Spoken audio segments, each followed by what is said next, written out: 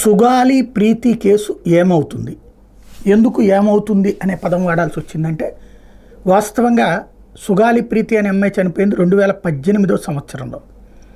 అప్పట్లో ఈ ఆవిడ మరణానికి కారణం ఆత్మహత్య అని ప్రకటించారు. అప్పుడు ప్రమాదవశాత్తు మరణం అన్నారు. ఆ మొత్తం వ్యవహారానికి సంబంధించిన ఆ కాలేజీకి సంబంధించినటువంటి యాజమాన్యం అప్పుడు తెలుగుదేశంలో ఉంది. ఆ తర్వాత 2019 నాటికి వచ్చేటప్పటికి వైసీపీ గవర్నమెంట్ వచ్చింది. అదే కాలేజీ యాజమాన్యం వైసీపీ పార్టీలోకి చేరింది.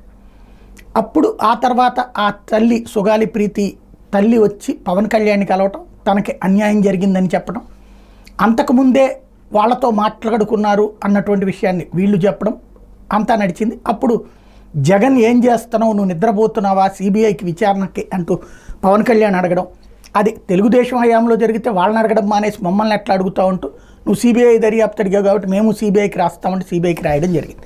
సిబిఐ విచారణ ప్రారంభించిందన్నారు, ఫైల్ అయి పట్టుకెళ్ళిందన్నారు, ఏమైందో తెలియదు.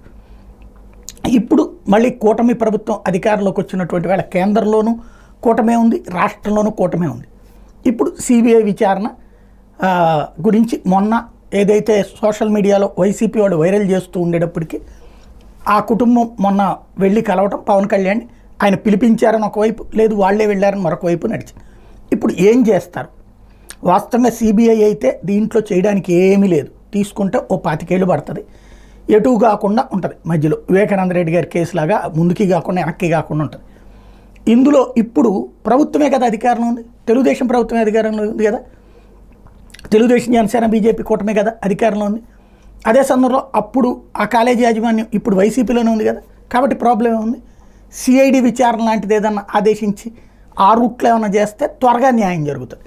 సిబిఐ విచారణని కనుక ఇప్పుడు మూవ్ అయితే సిబిఐ వాళ్ళు వచ్చి అవన్నీ డీటెయిల్స్ తీసుకుని దాని తర్వాత అందులో ఆ పోస్ట్ మార్టం రిపోర్టు వాటి ఆధారంగా ఉండదు. పోస్ట్ మార్టం రిపోర్ట్ అప్పుడే మార్చేశారని ఆమె చెప్పింది, ఆ డాక్టర్లు కరెక్టే అన్నారు. కాబట్టి దాంట్లో ఒక డాక్టర్ ఎవరో చెప్పారన్నారు, ఆ డాక్టర్ విడిగా రాసియ్యరు.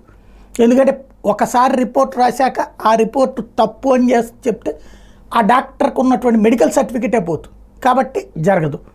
ఇప్పుడు అది అందుకనే సిఐడి విచారణ అయితే ఇక్కడే కాబట్టి వెంటనే అరెస్ట్ చేయడమా ఏంటనేది చేయడానికి అవకాశం ఉంటుంది. బట్ వాళ్ళు ముందస్తు బెయిల్ తీసుకోవడానికి కూడా అవకాశం ఉంటుంది. అసలంటూ న్యాయం చేశాను అని చెప్పడానికైనా ఇక్కడ రాష్ట్రం వైపు నుండి దర్యాప్తు జరిగితే కుదురుతుంది. ఎందుకంటే ఇక్కడ విషయాలన్నీ తెలుసు కాబట్టి కరెక్ట్గా పట్టుకోవడానికి వీలుంటుంది.